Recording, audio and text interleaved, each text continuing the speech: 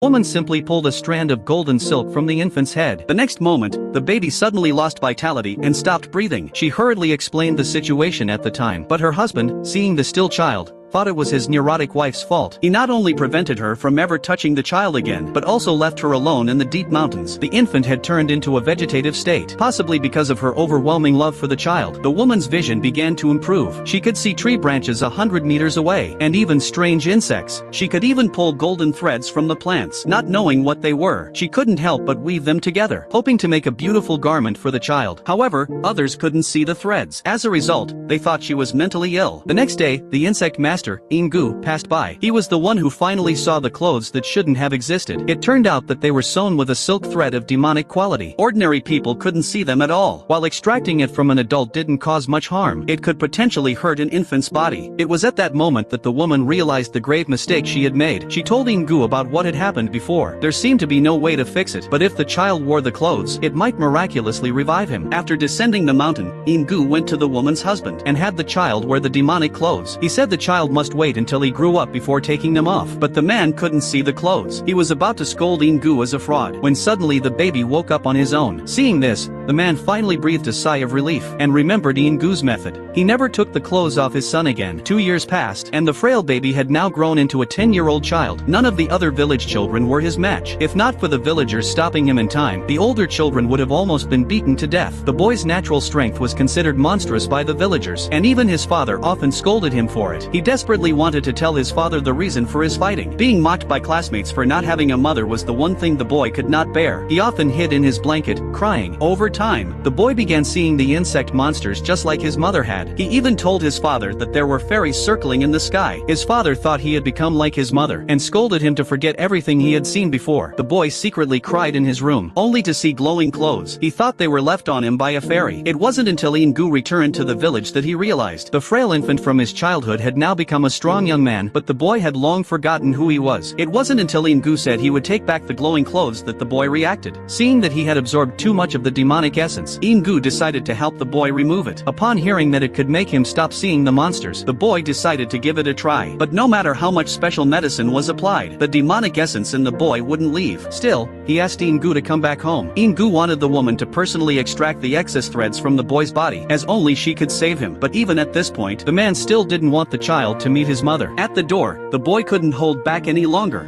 どうして？母さん、俺のこと嫌いじゃなかったんだ。俺、母さんに会いたい。